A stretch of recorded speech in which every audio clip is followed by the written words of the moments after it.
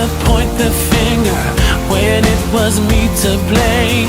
So hard to realize I kept getting in my own way.